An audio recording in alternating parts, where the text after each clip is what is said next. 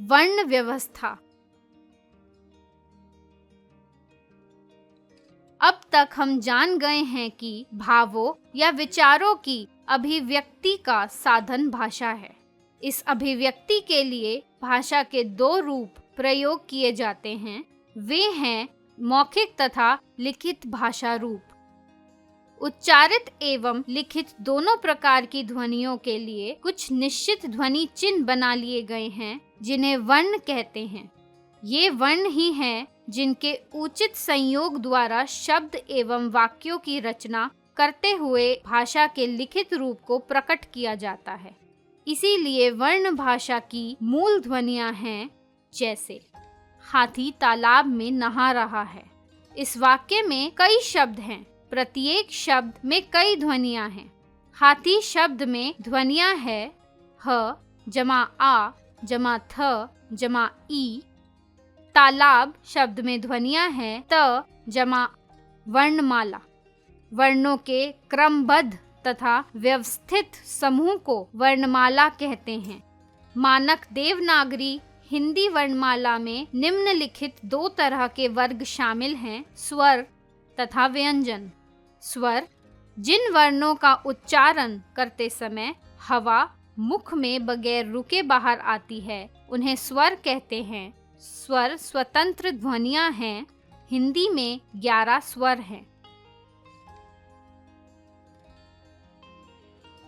स्वर तथा उनकी मात्राएं। स्वरों के निश्चित चिन्हों को मात्रा कहा जाता है। व्यंजनों का उच्चारण स्वरों के बगैर नहीं होता। व्यंजनों के साथ स्वरों की मात्राओं का प्रयोग किया जाता है।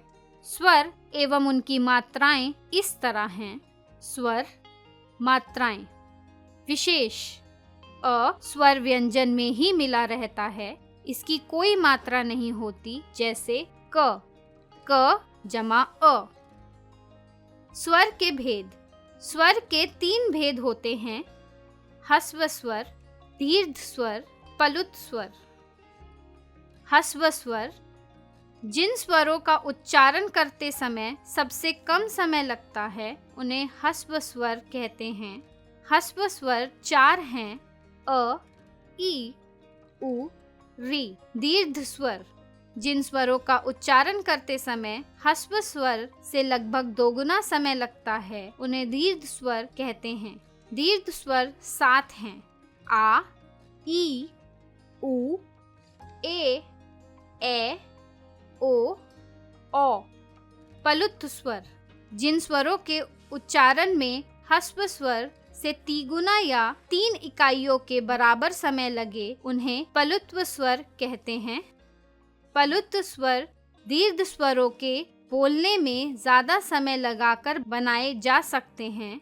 इनका प्रयोग दूर से पुकारने में होता है, जैसे ओम।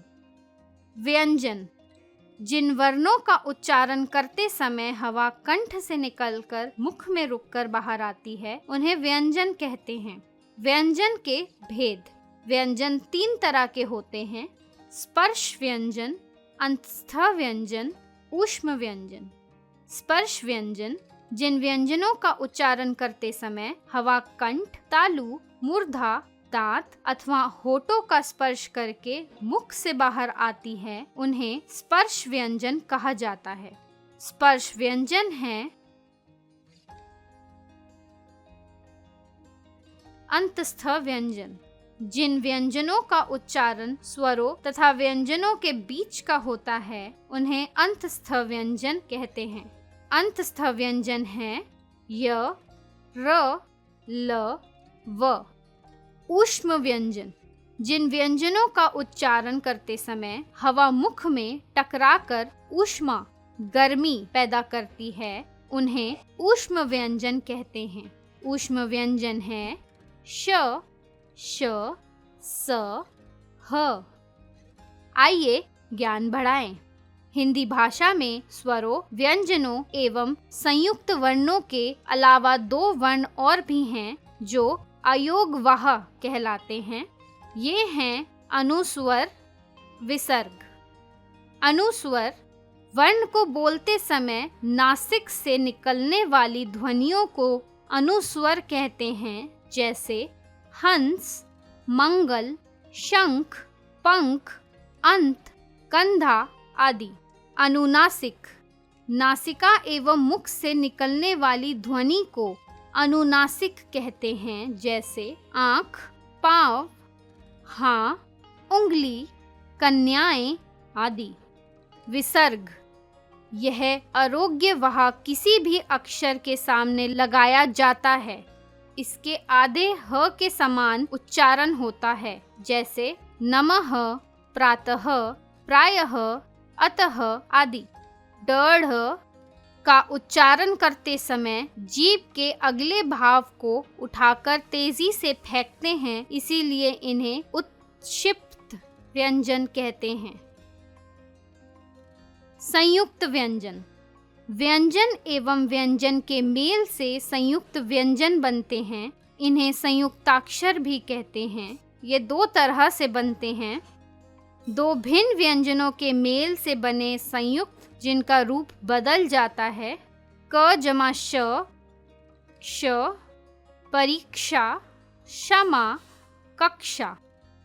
ज जमा य, ज्ञ, ज्ञान, ज्ञानी, यज्ञ। त जमा र, त्र, पत्र, त्रिशूल, यात्रा। श जमा र, श्र, श्रम, श्रमिक, आश्रम। दो भिन्न व्यंजनों से बने संयुक्त व्यंजन। र जमा श, रश, वर्ष। र जमा ग, रग, गर्ग। क जमा र, क्र, क्रम। ट जमा र, ट्र, ट्रक। क जमा त, क्त, भक्त। ग जमा य, ज्ञ, ग्यारा। प जमा य, प्य, प्यार। न जमा य, न्य, न्याय। ल जमा य, ल्य, तुल्य। स जमा त, स्त, अस्त। द्वित्व व्यंजन, दो समान व्यंजनों से बने संयुक्त व्यंजनों को द्वित्व व्यंजन कहा जाता है। क जमा क, मक्का। त जमा त, कुत्ता। ज जमा ज, सज्जन। प जमा प, पप्पू। च जमा च, बच्चा। न जमा न, गन्ना। द जमा द, गद्दा। ल जमा ल, बिल्ली। वर्ण विच्छेद, प्रत्येक शब्द की वर्तनी के सभी वर्णों को उसकी क्रम में अलग अलग दर्शाना वर्ण विच्छेद कहलाता है। जैसे बगीचा, ब जमा अ जमा ग जमा ई जमा च जमा आ। बच्चा, ब जमा अ जमा च जमा आ। घड़ियाँ, घ जमा अ जमा ड जमा ई जमा य जमा आ। पालक, प जमा आ जमा ल जमा अ जमा क जमा अ। प्रायः, प जमा र जमा आ जमा य जमा अह।